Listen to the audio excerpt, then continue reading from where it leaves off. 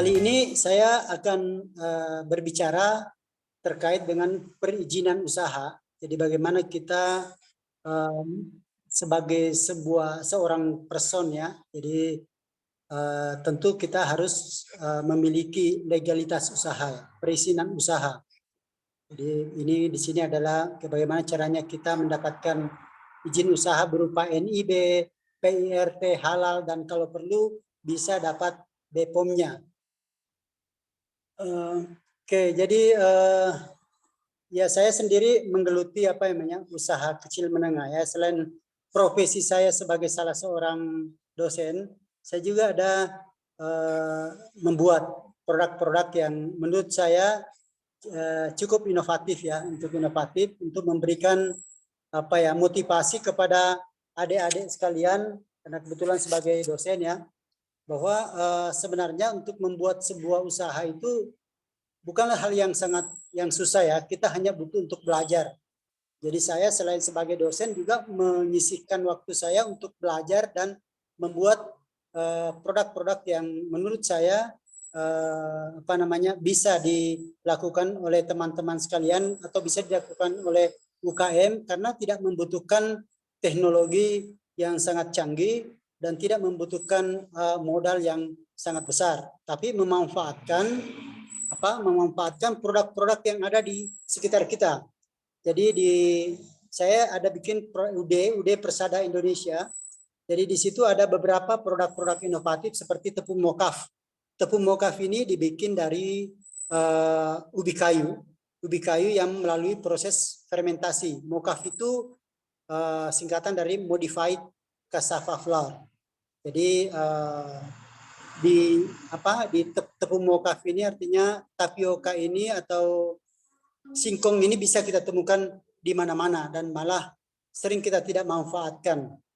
Kemudian kalau bisa lihat yang produk yang kedua itu saya juga ada membuat tuna bone broth powder.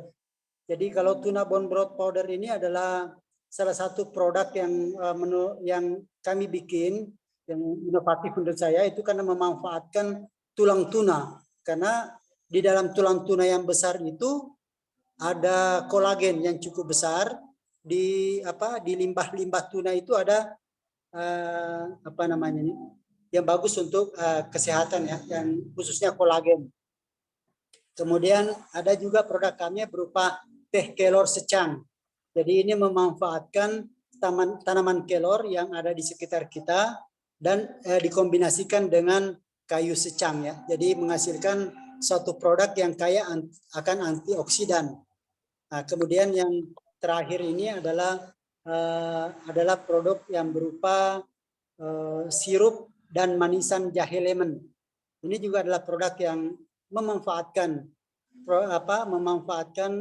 komoditi-komoditi yang ada di sekeliling kita, baik berupa lemon dan lain-lain.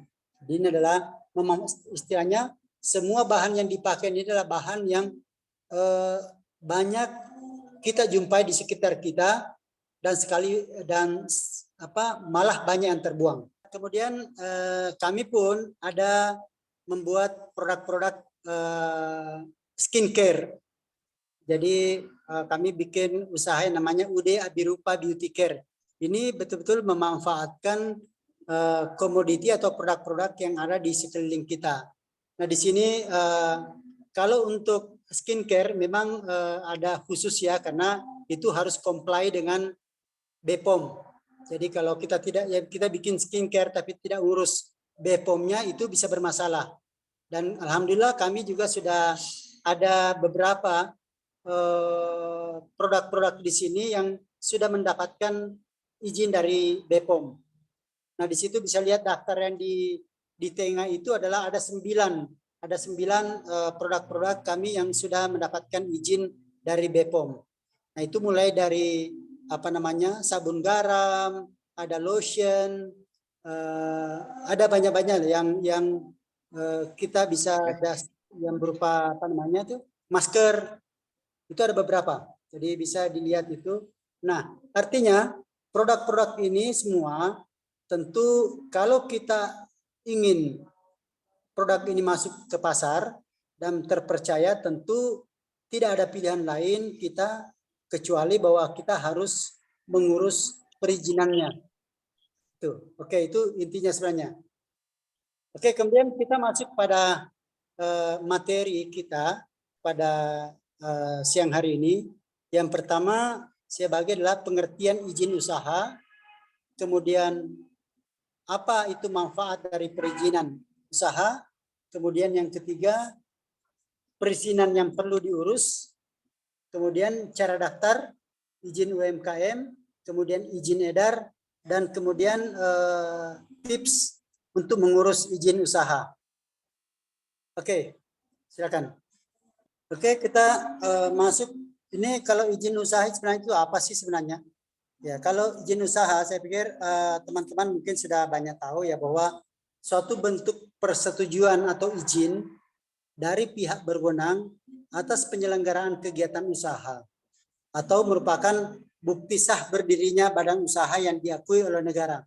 Oke, jadi untuk menjamin kelancaran kegiatan berusaha, maka setiap pengusaha perlu untuk memiliki izin usaha. Jadi teman-teman sekalian, kalau kita memang mau masuk ke dalam dunia usaha, kita tidak punya pilihan lain kecuali memang kita harus mengurus izin usaha. Karena dengan izin usaha inilah kita sah diakui oleh negara sebagai orang yang punya usaha. Jadi kita tidak bisa mengatakan bahwa kami pengusaha kalau izin-izin usaha yang kita miliki tidak ada.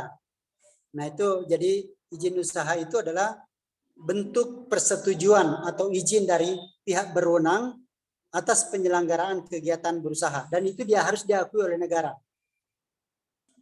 Nah, apa sih manfaatnya ini izin usaha untuk bagi negara atau pemerintah?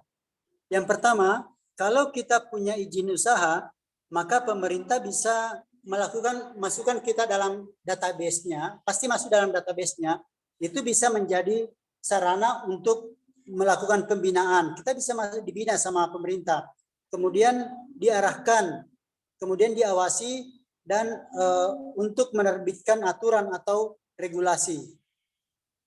Jadi agar kegiatan usaha kita lancar, maka pengusaha itu wajib mengurus perizinan usaha ke pemerintah sesuai dengan bidangnya. Jadi ini adalah manfaat izin usaha bagi negara. Dia menjadi sarana untuk membina. Bagaimana pemerintah bisa membina kepada pengusaha kalau dia tidak punya datanya?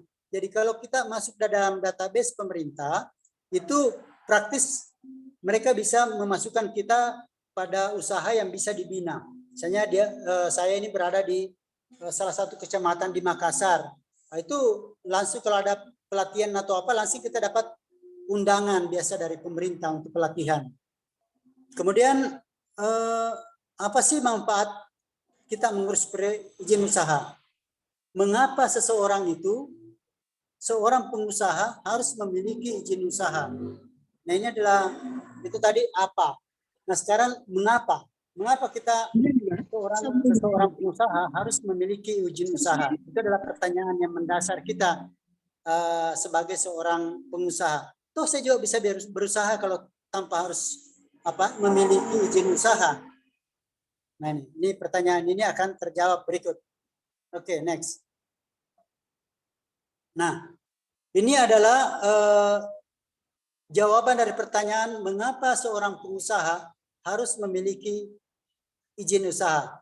Pertama, agar usahanya itu bisa mendapatkan legalitas atau berkekuatan hukum, punya payung hukum, sehingga dapat terhindar dari upaya penghentian kegiatan atau penutupan oleh pihak yang berwenang.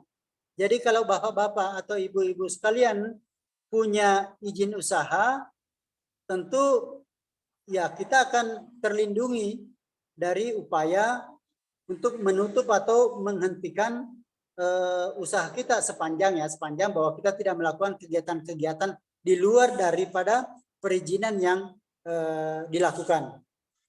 Kemudian kita tidak dengan memiliki izin usaha itu itu kita merasa aman dan nyaman dalam melaksanakan kegiatan usaha. Tidak perlu takut-takut lah. Tidak perlu kita takut biar ada Satpol PP lewat di depan rumah, tidak usah takut. Karena apa yang kita lakukan ini adalah usaha yang legal.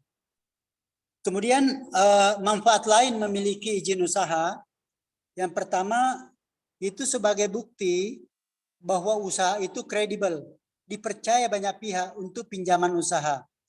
Jadi teman-teman sekalian atau adik-adik sekalian, kalau kita punya mengajukan pinjaman ke lembaga perbankan, tentu yang paling utama yang pertama dulu ditanya itu terkait dengan izin usaha kita, ya kan? Itu yang ditanya dulu, ada enggak izin usahanya? Nah kalau tidak, kita pasti diminta untuk bikin izin usaha atau dibikinkan izin usaha. Nah, kemudian yang kedua, itu mendapatkan perlindungan hukum. Bukti bahwa pelaku usaha ini patuh kepada hukum dan ada aturan atau hak dan kewajibannya. Jadi pada saat kita memiliki izin usaha, itu otomatis kita mendapatkan perlindungan hukum.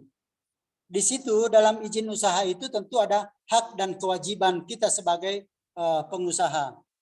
Kemudian yang ketiga, itu berguna untuk memperluas akses usahanya. Misalnya ikut tender, misalnya ada kita punya produk itu yang kita memasukkan dalam katalog dan lain-lain ya, itu harus ada badan usahanya. Kita bisa ikut tender kalau ada badan usaha. Saya belum pernah dengar kita bisa ikut tender tidak punya izin usaha. Kemudian yang keempat, itu menambah rasa percaya diri memasarkan produk. Jadi itu bisa menambah kepercayaan diri kita untuk memasarkan produk yang kita hasilkan. Oke, teman-teman sekalian, jadi ada beberapa perizinan yang diurus, yang perlu diurus ya. Yang pertama sebenarnya di sini yang paling penting itu nomor induk berusaha. Itu yang kalau skala UKM atau mikro, itu yang sekarang ini lebih banyak orang menggunakan nomor induk berusaha. Itu sudah sangat simpel ya. Saya bisa rasakan bahwa bikin nomor induk berusaha ini itu hanya butuh beberapa saat saja. Sepanjang bahwa kita siap pada saat kita diverifikasi, itu bisa langsung keluar nomor induk perusahaannya. Bisa dilakukan dari kafe dan lain-lain. Kemudian yang kedua, biasanya orang juga mengurus namanya nomor pokok wajib pajak NPWP. Jadi NPWP itu bisa kita juga bisa uruslah. Semua serba online. Kemudian yang kedua ada Haki dan yang lain itu adalah pengurusan PBUMku di OSS. Jadi semua sebenarnya ini lewat OSS bisa, ya kan? Jadi NIB, NPWP, Hakinya dengan nanti KBLI-nya ya di pengurusan PBUMku OSS. Oke, kalau untuk kategori pendaftar NPWP, jadi bisa wajib pajak pribadi yang melakukan atau tidak melakukan kegiatan usaha, karyawan, pegawai, pengusaha, pekerja lepas, pedagang dan sebagainya. Kemudian wajib pajak pribadi yang belum bekerja namun ingin memiliki NPWP karena dia mau melamar pekerjaan. Salam. Kemudian yang ketiga sudah di dalam. Oke, yang ketiga sudah memiliki NPWP lalu berpenghasilan dari usaha atau pekerjaan bebas pada satu atau lebih kegiatan usaha. Misalnya ada orang yang sudah punya kegiatan usaha dan punya pendapatan. Jadi tadi bisa ada yang belum punya pendapatan, misalnya karena ada yang melamar kerja, mempersyaratkan ada NPWP, maka kita bisa itu daftar. Kemudian ada warisan yang belum terbagi. Pribadi yang meninggalkan warisan belum memiliki NPWP. Dan warisan diterima oleh orang yang berpenghasilan. Nah ini adalah kategori yang pendaftar NPWP. Tapi untuk adik-adik semua, kalau ngurus NPWP sekarang memang juga sangat gampang ya, bisa lewat online, atau kalau datang ke kantor pajak itu cepat sekali dibantu untuk diselesaikan hari itu, juga bisa langsung dapat NPWP-nya. Kemudian nomor induk berusaha. Jadi teman-teman sekalian, jadi ini yang sangat penting sekarang ya, nomor induk berusaha. Setiap kali kita mau memulai kegiatan usaha, kita harus memiliki nomor induk berusaha. Nomor induk berusaha atau NIB itu di bawah kenaungan Kementerian Investasi atau BKPM. Pendaftaran bisa melalui laman web oss.go.id, dan NIB itu terdiri dari 13 digit angka yang berfungsi sebagai tanda daftar perusahaan, angka pengenal importir, hak akses kepabeanan. Jadi kita sekarang ini sudah tidak ada namanya SIUP, SITU, TDP, ya. Itu sudah nomor NIK, nomor induk kepabeanan itu sudah ada semua tergabung dalam NIB. Itu sangat praktis. Persyaratan administrasi pertama itu hanya nomor induk kependudukan NIK-nya, yang kemudian alamat email aktif dan nomor HP aktif. Jadi itu saja yang 3 kalau kita mau buat nomor induk berusaha. Oke. Dulu masih ada waktu saya itu masih banyak yang mesti kita urus, mulai SIUP, SITU, TDP, itu banyak sekali. Nah, sekarang lebih ringkas, lebih simpel. Kita cuma perlu nomor induk berusaha. Sekarang lebih disederhanakan. Ada PB-UMKU, perizinan berusaha untuk menunjang kegiatan usaha di bawah naungan Kementerian Investasi. Pendaftaran dapat melalui laman web oss.go.id. Jadi satu aja lamannya itu ya. Sektor yang dinaungi misalnya ada beberapa sektor di sini, perindustrian, ada kalau kita yang UKM ini ya mainnya di kelautan perikanan, misalnya, kemudian pariwisata, perdagangan, perhubungan, perindustrian, pertanian. Nah, ini semua adalah bagaimana menunjang kita punya kegiatan berusaha. Di sini nanti teman-teman sekalian ya, jadi nanti pada saat kita mendaftar kita punya NIB, itu ada disuruh kita pilih ada jenis usaha yang kita akan masukkan dalam itu. Jadi KBLI-nya itu apa? Itu. Nah, kemudian ini HAKI ya, hak kekayaan atas kekayaan intelektual, HKI-nya. Jadi kenapa mesti kita ngurus HAKI-nya, supaya apa yang menjadi karya kita itu bisa terlindungi. Jadi misalnya kita sudah capek-capek sudah terkenal, kita punya merek dan lain-lain, tapi karena kita belum daftarkan ke HAKI, itu bisa orang lain yang pakai merek itu dan dia daftarkan di itu, dan yang jelas yang orang yang terakhir yang memakai ini nanti yang akan secara legal itu dia yang akan berhak untuk menggunakan itu.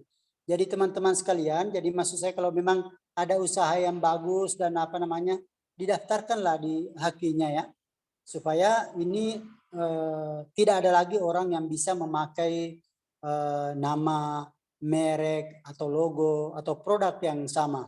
Nah, ini yang yang perlu juga kita perhatikan ya. Oke, jadi teman-teman sekalian, jadi kalau kita sudah memiliki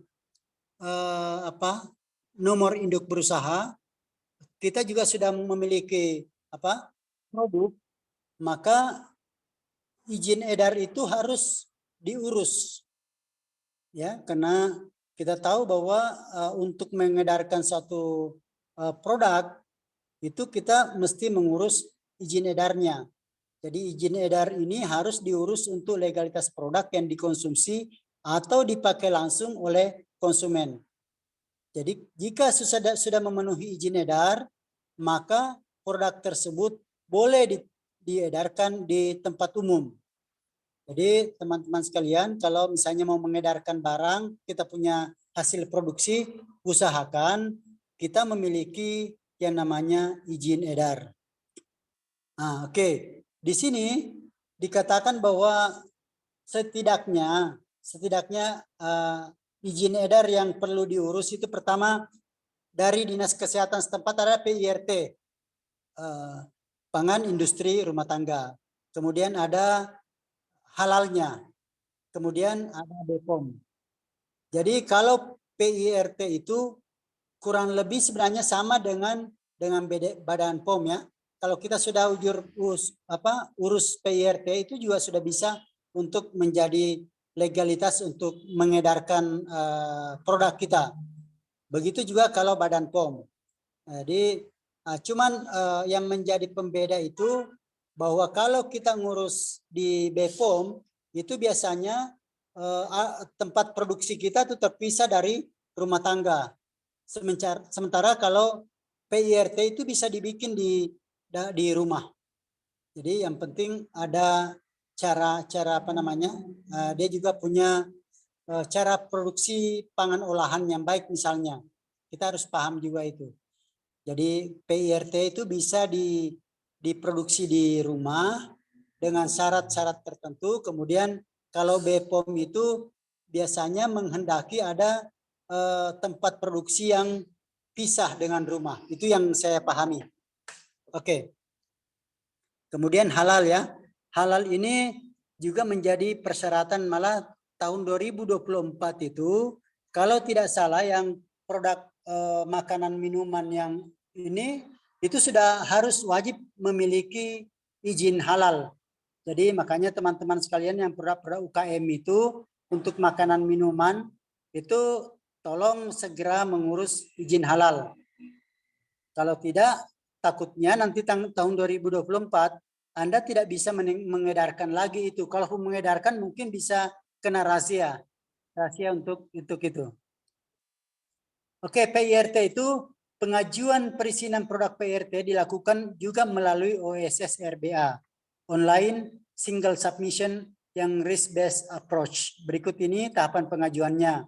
Kita membuat akun OSS di laman oss.go.id, kemudian mengisi kelengkapan data pelaku usaha dan data produk pangan, kemudian jika memenuhi persyaratan, SPP IRT akan otomatis diterbitkan melalui OSS, kemudian melakukan pemenuhan komitmen dalam jangka waktu yang ditentukan.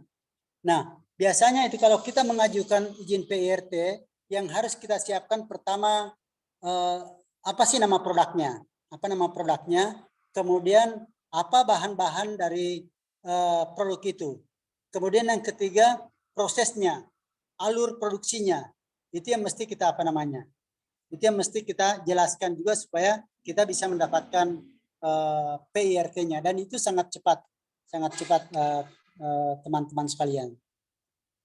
Kemudian sesudah keluar itu nanti akan ada dari dinas perindustrian atau dari dinas yang akan berkunjung ke rumah. Dia akan melihat bahwa apakah cara produksi kita itu memang sesuai dengan komitmen yang dibikin pada saat kita mengajukan PIRT. Ini kira-kira apa namanya untuk PIRT-nya teman-teman. Jadi ini bisa nanti dipelajari. Jadi pemohon SPPRT login ke website, terus ini input ya, kelengkapan data, kemudian login ke aplikasi SPPRT, kemudian ada penerbitan ini, kemudian nanti unggah data produk, upload rancangan label dan pernyataan komitmen. Ini adalah tahapan-tahapan terhadap penerbitan izin PIRT. Jadi teman-teman bisa pelajari, ini banyak sekali yang apa namanya, ini bisa kita dapatkan ya di Google atau di mana ya untuk mendapatkan ini cara untuk mengurus izin PIRT-nya. Jadi kalau ini cukup sehari. Ini penerbitan SPP PIRT itu cukup sehari. Kalau lengkap datanya, saya sempat mengajukan usul izin PIRT itu saya terbit 4 PIRT sehari. Ya, karena memang datanya sudah kami siapkan semua. Ya. Kemudian ini adalah pengawasannya, tahapan perizinan pangan PIRT, pengawasan terhadap pemenuhan komitmen. kemudian mengikuti penyuluhan keamanan pangan, kemudian memenuhi persyaratan cara produksi pangan, misalnya pangan yang baik, CPPOB, atau higienis, sanitasi, dan dokumentasi. Ini ada beberapa aspek itu yang mesti kita penuhi. Misalnya bagaimana cara produksi pangan olahan yang baik. Tentu pertama bagaimana bahan-bahan yang dibuat itu memang bahan-bahan yang tidak membahayakan kesehatan, tidak basi dan lain-lainnya. Kemudian kita yang membuat ini harus menggunakan alat pelindung APD. Kemudian dari sisi sanitasi, ini dibikin di mana, bagaimana kondisi dapurnya dan lain-lain. Apakah tempat pembuatannya itu pas depannya toilet dan lain-lain, itu semua yang akan dikunjungi oleh instansi yang berwenang nantinya pada saat dia berkunjung ke tempat kita.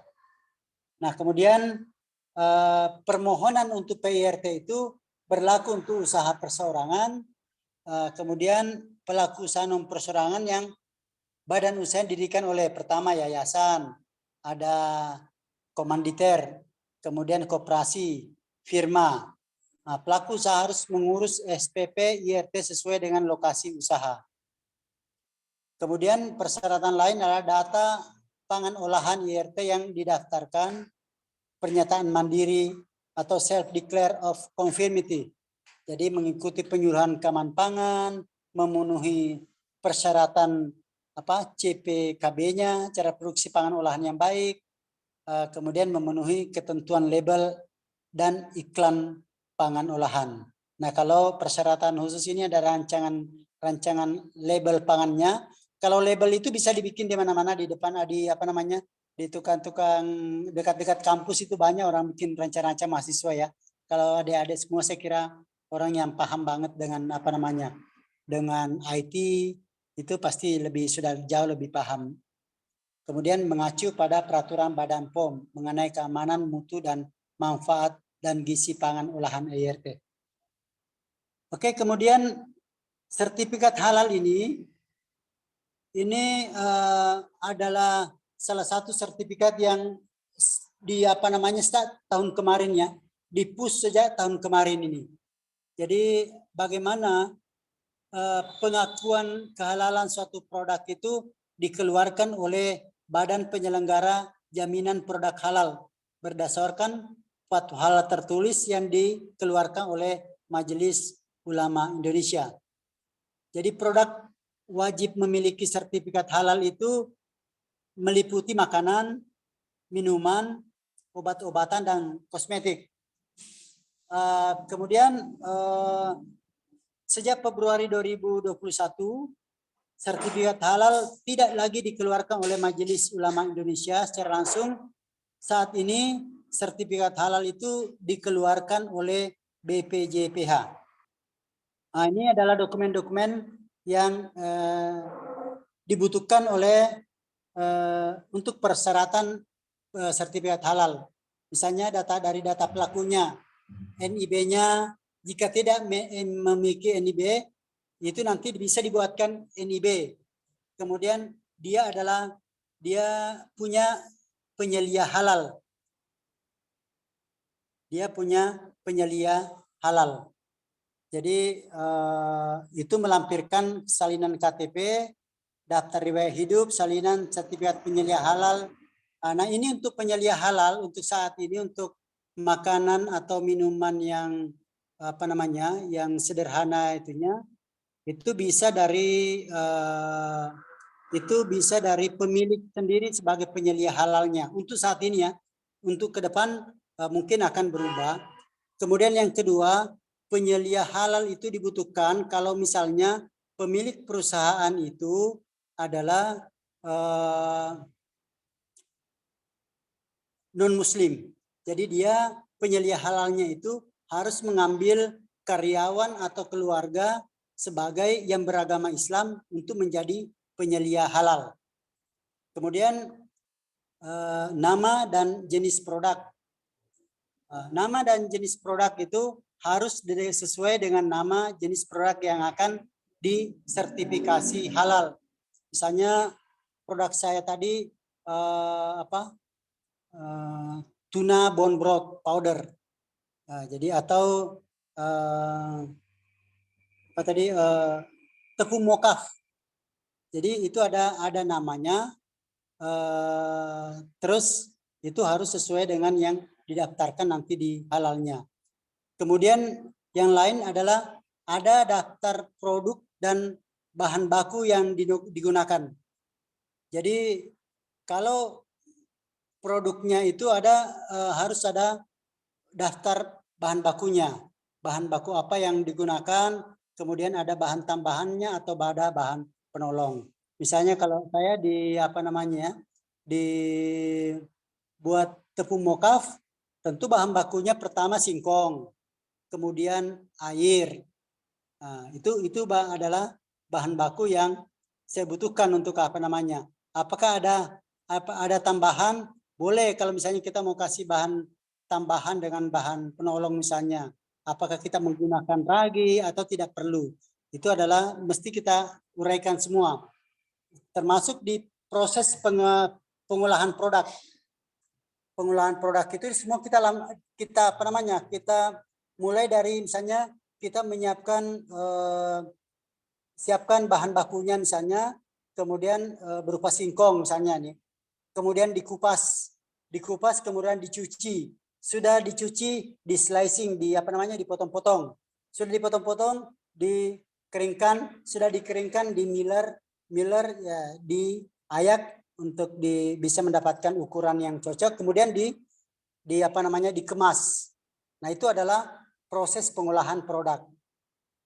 Kemudian suatu sistem manajemen yang disusun, diterapkan dan dipelihara oleh perusahaan pemegang sertifikat halal untuk menjaga kesinambungan proses produksi halal. Jadi ada memang sistem jaminan halal. Nanti teman-teman semua, adik-adik sekalian, itu ada formnya yang tinggal kita isi terkait dengan dokumen sistem jaminan halal. Nah, kemudian bagaimana kalau kita di Badan POM? Ini adalah alur registrasi kita di Badan POM. Nah, kemudian yang satu yang membedakan kita itu tadi seperti yang saya bilang, biasanya kalau produk-produk yang tingkat resiko menengah atau tinggi itu biasanya kita lebih banyak misalnya lewat ke Badan POM, misalnya kosmetik misalnya. Itu kita lebih banyak di situ karena kalau untuk kita mau menerbitkan PIRT itu tidak bisa. Jadi ada produk-produk tertentu yang dianggap memiliki tingkat resiko yang tinggi itu biasanya diterbitkan izin edar itu di BPOM-nya. Jadi ini ada persyaratannya, kita input dan upload data perusahaan, kemudian terbit user ID-nya, kemudian login, kemudian ini input data atau upload dokumen, kemudian terbit surat perizinan, kemudian kita bayar, kemudian pembayaran, baru terbit nomor izin edarnya, NIE-nya. Ini teman-teman sekalian bisa lakukan sendiri untuk mendaftarkan itu. Nah, kemudian biasanya kalau Badan POM, pengalaman kami setelah misalnya untuk perizinan industri kosmetik golongan B, itu setelah kami ajukan misalnya surat persetujuan DENA, itu ada banyak revisinya. Kemudian sesudah dapat izinnya, itu mereka akan melakukan peninjauan langsung ke sarana produksi kita. Nah, itu yang terjadi biasanya ada beberapa kali perbaikan-perbaikan, baru kalau sudah sesuai dengan cara produksi kosmetik yang baik, baru mereka menerbitkan izin CPKB-nya. Nah, dari situ baru kita mengajukan lagi untuk mendapatkan nomor izin edar. Di situ misalnya satu produk misalnya lotion, kita mau minta izin lotion, itu kembali kita lampirkan semua bahan dan fungsinya serta alur prosesnya, manfaatnya, terus labelnya, kemasannya, itu semua dilampirkan lagi untuk mendapatkan persetujuan. Kalau mulai dari nama sampai kemasan dan produknya serta prosesnya oke, baru mereka menerbitkan nomor izin edar. Nah, baru kita bisa mengedarkan satu satu produk kita ke pasar. Ini ada persyaratan untuk registrasi untuk produk dalam negeri, ada juga produk impor. Jadi teman-teman sekalian bisa membaca ini. Oh, ini tadi yang seperti saya sampaikan, persyaratan pendaftaran BPOM itu lokasi produksinya tersendiri, tidak boleh terpisahlah dari rumah tangga. Kemudian pangan olahan diproduksi secara manual, semi otomatis, otomatis dan teknologi tertentu seperti UHT, pasteurisasi dan retort. Ini jenis-jenis apa ya? Cara produksi ya, cara produksi ini semua, UHT-nya, pasteurisasi dan itu. Kemudian jenis pangannya, pangan yang diproduksi dalam negeri atau yang diimpor atau dijual dalam kemasan eceran. Pangan fortifikasi, pangan wajib SNI, pangan program pemerintah, pangan ditujukan untuk uji pasar, bahan tampahan atau BTP. Ini adalah persyaratan untuk pendaftaran BPOM untuk kalau misalnya jenis pangan ini semua. Ya. Kemudian di sini ada daftar pangan yang tidak perlu izin BPOM. Pertama, pangan olahan produksi industri rumah tangga. Itu tadi yang cukup dengan PIRT. Kemudian pangan olahan yang mempunyai masa simpan kurang dari 7 hari. Kemudian pangan olahan yang diimpor dalam jumlah kecil untuk keperluan sampel, penelitian, konsumsi sendiri. Kemudian pangan olahan yang digunakan lebih lanjut untuk bahan baku dan tidak dijual langsung kepada konsumen akhir. Jadi ini adalah pangan yang tidak membutuhkan, tidak perlu izin dari BPOM-nya. Ada pangan olahan yang dikemas dalam jumlah besar dan tidak dijual langsung pada konsumen akhir. Pangan yang dijual dan dikemas langsung di hadapan pembeli. Kalau misalnya kita membeli sesuatu makanan, dikemas di situ tidak perlu.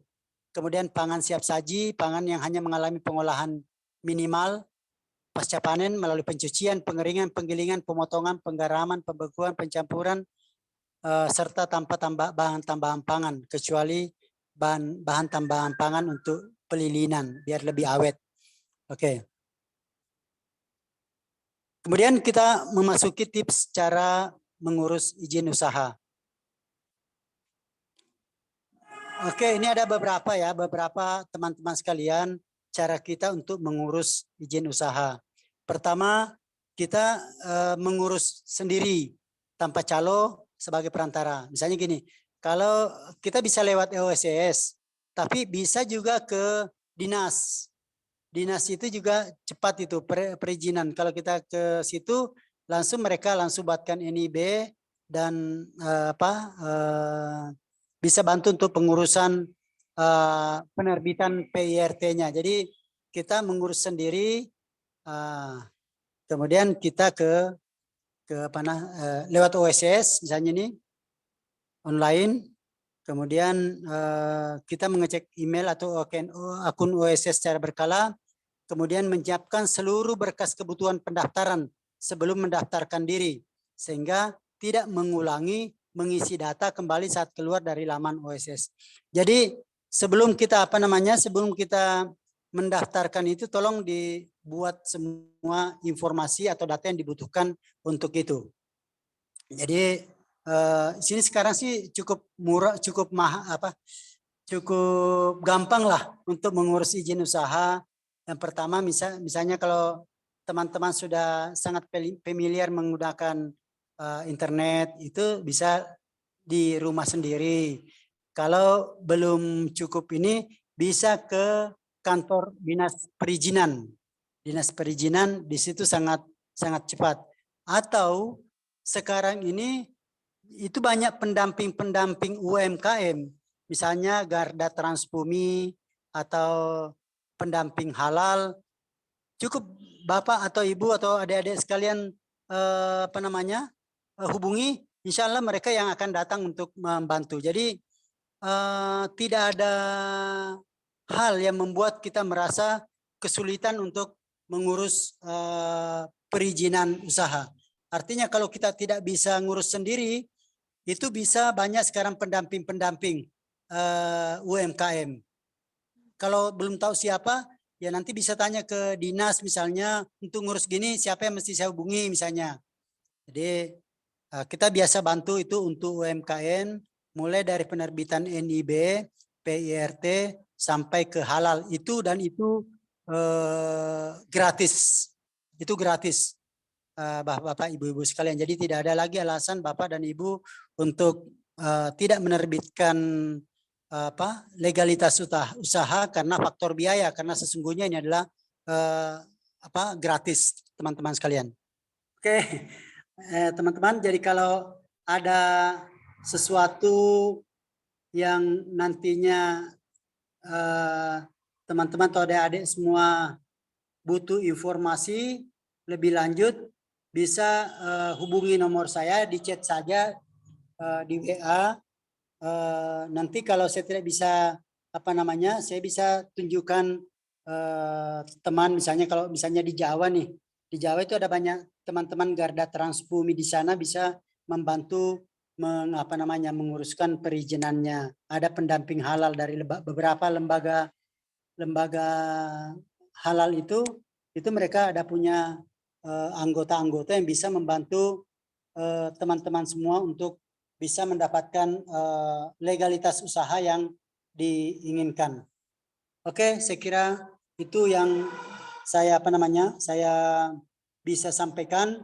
Tentu saja bahwa apa yang saya sampaikan ini masih jauh dari kesempurnaan, dan kalau nanti kita bisa bisa berbagi lah, kita bisa sharing info apa yang saya tahu dan apa yang belum saya ketahui. Terima kasih, dan selanjutnya saya serahkan kembali ke ke panitia. Oke, baik. Terima kasih Pak Sanusi atas materi yang sudah diberikan ya. Sangat luar biasa sekali, sangat informatif sekali ya Pak. Jadi kita jadi tahu gimana caranya kita mau ngurus bisnis usaha itu kita mulai dari mana sih. Gitu. Oke.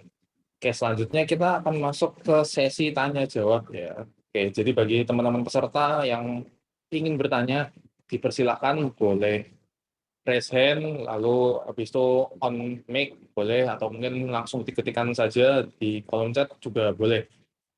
Kami persilahkan buat teman-teman peserta yang mau bertanya, silakan. Mumpung Pak Sanusi ada di sini ya, jadi bertanya sebanyak-banyaknya biar makin jelas. Oke, Kak Hebi Irawan, dipersilakan Kak untuk on mic. Baik, Assalamualaikum warahmatullahi wabarakatuh. Pak, izin bertanya Pak, saya ini kan memiliki rencana membuat produk dari bidang pertanian, yaitu POC, pupuk organik cair. Tapi saya ini masih bingung Pak, terkait untuk sertifikasi izin itu apa saja, dan itu perlu membuat PT terlebih dahulu atau mencari SNI atau gimana itu. Minta bimbingannya Pak, mohon. Terima kasih. Wassalamualaikum warahmatullahi wabarakatuh. Gimana, langsung saya jawab nih Pak? Silakan langsung aja Pak, nggak apa, silakan. Oke, jadi ya seperti saya sampaikan di awal, memang kalau untuk seperti produk-produk tertentu Pak, seperti pupuk organik cair atau atau jenis pupuk lah, memang itu prosesnya sedikit memang lebih rumit ya Pak. Jadi karena ini menyangkut masalah harus ada uji lapangan dulu. Tapi yang pertama tetap bahwa Bapak harus membuat izin usaha berupa PT misalnya. Di PT situ nanti atau setelah ada NIB-nya, itu Bapak buat KBLI-nya apa yang cocok untuk produk pupuk itu. Jadi dari situ nanti Anda coba mengajukan, lihat bagaimana cara untuk mengajukan untuk pupuk. Jadi biasanya kita hubungi dulu bagian di pertanian barangkali ya, karena pupuk ini memang saya dengar itu mesti ada hasil uji coba di lapangan. karena tidak secepatnya bisa dapat izinnya. Jadi kalau pupuk seperti, tapi intinya bahwa Bapak masuk buat NIB dulu, Pak, NIB, nomor izin berusaha, kemudian masukkan dalam kategori usahanya itu adalah izin usaha untuk pupuk, misalnya pupuk organik cair. Nah, nanti di situ dilihatlah di OSS apa saja yang dibutuhkan untuk itu, untuk bisa mendapatkan perizinannya. Nah, misalnya kalau misalnya belum tahu, mungkin bisa ke mana ya? Mungkin bisa ke instansi yang terkait supaya bisa dijelaskan kalau terkait dengan penerbit izin untuk izin edar untuk apa namanya? Untuk pupuk cair. Jadi bisa mungkin ke pertanian itu bisa ditanyakan apa namanya? Bisa ditanyakan di sana. Tapi intinya Bapak memang harus punya usaha dulu, badan usahanya, kemudian dalam badan usaha itu nanti Bapak cantumkan di situ izin KBLI-nya, yang itu ada kode usaha itu tadi seperti yang di PBU buku itu, Pak. Itu bahwa yang Bapak ingin lakukan di usaha itu, usaha ini akan bergerak di bidang produksi pupuk cair organik, atau ada beberapa bidang usaha yang bisa dibikin di situ. Nanti dengan cara itu nanti coba lihat lagi yang lain di mana bisa tahu untuk persyaratan lebih teknis lagi, Pak. Ya kalau yang biasa itu enggak terlalu ribet sih anunya. Tapi maksud saya harus kita ke instansi yang berwenang mempertanyakan. Jadi bikin PT-nya dulu, di dalam PT-nya nanti itu ada orang bilang KBLI-nya atau NIB-nya itu minta KBLI-nya terkait dengan pupuk cair. Mungkin lihat nanti di situ, Pak, apa KBLI untuk pupuk cair itu. Saya kira itu barangkali, Pak, untuk apa namanya. Kalau detailnya sih untuk pupuk saya juga belum pernah lakukan. Tapi yang setahu saya itu memang prosesnya agak lama karena kita harus uji lapangan dulu terkait pupuk itu, Pak. Oke. Itu yang bisa saya jawab, Pak. Oke, baik, Pak, terima kasih banyak. Oke, baik. Untuk Kak Hebi, apakah sudah cukup menjawab? Sudah cukup, Pak. Terima kasih. Oke, terima kasih atas pertanyaan. Oke, apakah ada pertanyaan lagi dari teman-teman yang lain mungkin? Dipersilakan. Oke, selanjutnya ada pertanyaan dari Kak Eni untuk Pak Sanusi. Data apa saja yang diperlukan untuk urus PIRT? Itu yang pertama. Lalu yang kedua, apa perbedaan NIB dan PBUMKU? Dipersilakan Pak Sanusi. Halo, ya, jaringan sih putus-putus ini, Pak. Oke, jadi saya bisa tangkap tadi bahwa data yang dibutuhkan untuk uji, data yang dibutuhkan untuk mengurus PIRT itu, yang pertama juga memang harus ada nomor induk berusaha ya. Kita ada nomor induk berusaha. Kemudian yang kedua di situ KBLI-nya itu yang tadi PB, misalnya kita dari pendukungnya ya, pendukungnya itu kita mau bergerak di usaha apa, itu misalnya kita mau bergeraknya di usaha misalnya makanan apa gitu, itu harus ada, atau misalnya perdagangan atau pertanian misalnya, itu harus ada KBLI yang cocok di NIB itu dengan izin PIRT yang izin PIRT yang diajukan. Nah, jadi itu tadi salah satu juga pertanyaan terkait PBUMKU yang seperti itu, bahwa dia menunjang usaha. Jadi ada KBLI-nya. Kemudian data apa saja yang data apa saja yang bisa dibutuhkan di situ.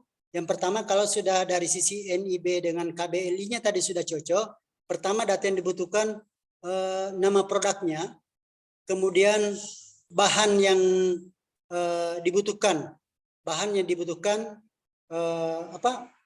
komposisi bahan. Kemudian yang ketiga, alur produksinya, bagaimana cara membuatnya, mulai misalnya dari kupas pisangnya sampai diiris-iris, kemudian dicemplungin di minyak dan lain-lain, misalnya yang goreng-gorengan ya. Itu sampai pada proses kemasan. Nah, di situ juga mesti dicantumkan kemasannya jenis apa, kemudian termasuk adalah labelnya. Labelnya itu juga harus sudah ada, sudah kita siapkan. Nah, itu yang apa namanya, yang pengalaman saya itu yang bisa saya share ke teman-teman sekalian, data yang dibutuhkan untuk itu.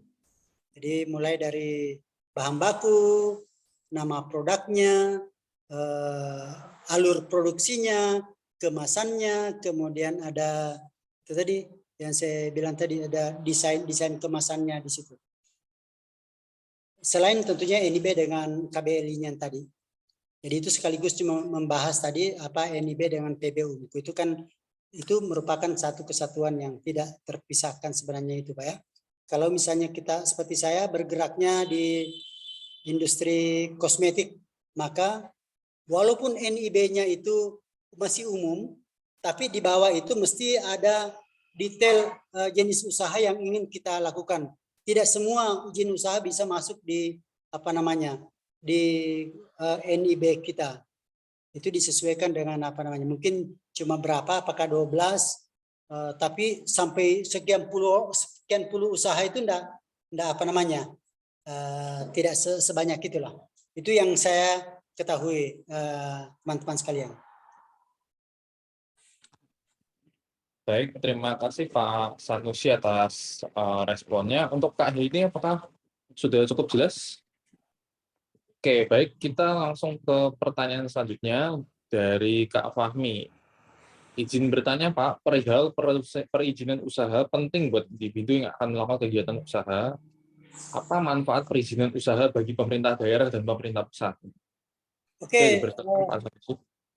ya, terima kasih. Jadi kan sebenarnya kan bagi pemerintah itu sebenarnya kalau kita membuat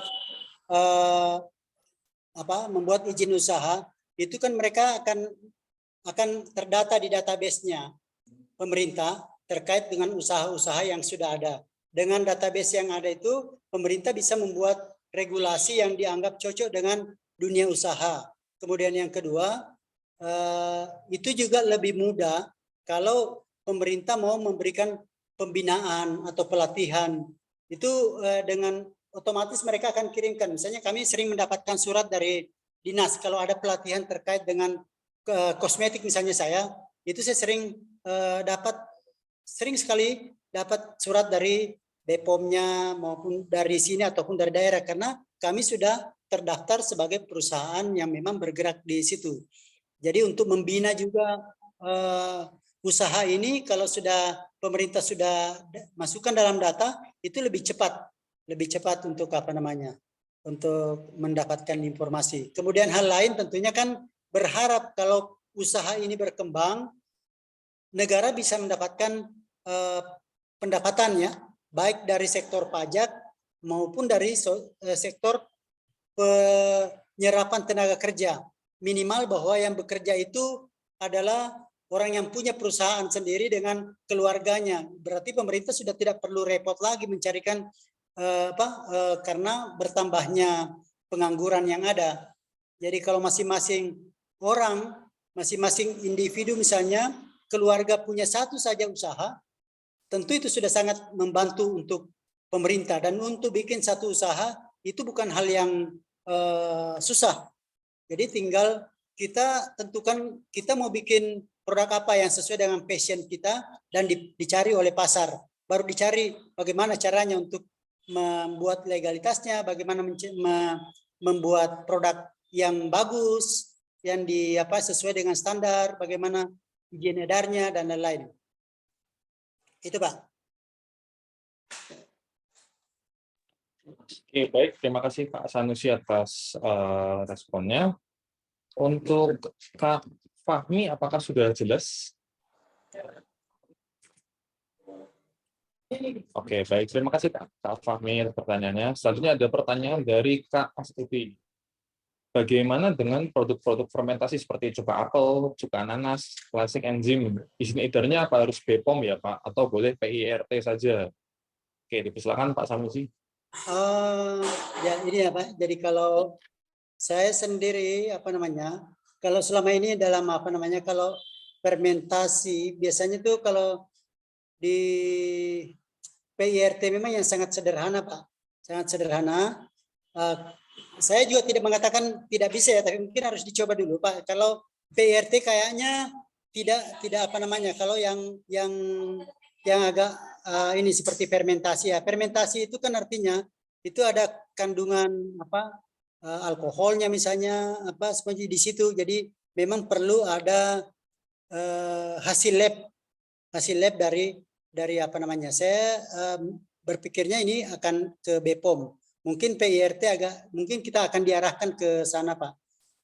Tapi kemudian bahwa nanti semua izin edar itu akan ke depan itu sepertinya akan diterbitkan semua oleh BPOM Pak. Jadi tapi untuk yang cuka apel atau fermentasi ini itu karena ada ada sesuatu proses kimia yang terjadi di situ, misalnya dengan memfermentasi nanas misalnya itu bisa itu berubah, ada yang berubah unsurnya, misalnya kadar alkoholnya akan meningkat dan lain-lain, dan itu pasti membutuhkan uji tes lab. Nah, jadi saya itu harus di BPOM Pak. Kalau PIRT saya agak khawatir tidak bisa diterbitkan di PIRT. Tapi saya sendiri belum pernah lakukan sih. Belum pernah lakukan Pak. Jadi saya itu yang mungkin yang saya bisa ini. Artinya tidak semua juga saya pernah lakukan. Tapi kalau fermentasi seperti kita di halal kayaknya tidak masuk di self declare, tapi dia masuk di yang reguler. Artinya harus melalui proses uji lab dan lain-lain. Ya, kalau fermentasi itu yang sepengetahuan saya belum tahu kalau memang memungkinkan PIRT, tapi setahu saya kalau di halal itu tidak memungkinkan untuk di self declare yang gratis, itu harus melalui halal yang yang reguler. Oke Pak. Baik, untuk Kak Astuti apakah sudah cukup menjawab pertanyaan? Sudah cukup menjawab?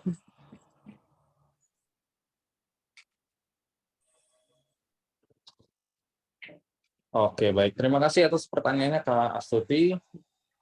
Untuk sesi tanya jawab akan kita sudahi sampai di sini saja karena keterbatasan waktu, dan untuk diskusi lebih lanjut bisa dilanjutkan lewat WA group ya, yang akan di-share di room chat. Oke, sebelum penutupan mungkin Pak Sanusi ingin memberikan closing statement Pak. Dipersilakan. Ya, terima kasih. Pertama tentunya apresiasi yang sangat besar terhadap Kalista Foundation atas webinar ini. Saya sungguh mengapresiasi itu. Ini upaya kita bersama untuk menyebarkan kebaikan untuk kebaikan bangsa kita ke depan. Kalau bukan kita siapa lagi ya? Nah, jadi kalau bukan sekarang juga kapan lagi, ini waktunya yang tepat di saat banyak orang yang lagi membutuhkan. Kemudian yang kedua, Bapak-bapak sekalian atau ibu-ibu, bapak-bapak, ibu-ibu, adik-adik sekalian, bahwa mengurus perizinan itu sekarang sudah sangat mudah dan murah. Jadi tidak ada lagi kendala kita untuk mengatakan bahwa itu bisa mahal dan berbelit-belit yang saya alami ya. Dan saya tidak perlu punya koneksi ke siapa-siapa karena ini lewat OSS, termasuk perizinan untuk industri skincare itu tidak seperti yang dibayangkan orang. Itu sangat mudah. Jadi selama Bapak memang mau serius untuk untuk berusaha, saya sangat menghimbau bahwa izin usaha itu adalah sesuatu yang harus kita lakukan. Tidak ada pilihan lain. Mau naik motor dan tidak ditangkap sama polisi, Bapak harus punya surat izin mengemudi. Biar Bapak pintar bagaimana naik motor, kalau tidak punya SIM itu pasti akan ditahan sama polisi. Oke. Jadi intinya bahwa mari kita sama-sama mengembangkan diri kita masing-masing, mengurus izin usaha, dan kalau perlu satu usaha itu satu rumah tangga. Itu sudah luar biasa untuk membangkitkan perekonomian bangsa dan negara dengan memanfaatkan produk-produk yang ada di sekitar kita. Jadi terima kasih dan mohon maaf atas segala kekurangan. Nanti apa-apa yang perlu dengan share dengan saya sudah titip nomor WA. Terima kasih. Assalamualaikum warahmatullahi wabarakatuh. Baik, terima kasih untuk Pak Sanusi ya atas materi yang sudah diberikan, dan kami mengucapkan terima kasih kepada narasumber yang sangat luar biasa pada hari ini, yaitu Pak Sanusi, dan semoga apa yang telah di-sharingkan dapat bermanfaat untuk kita semua.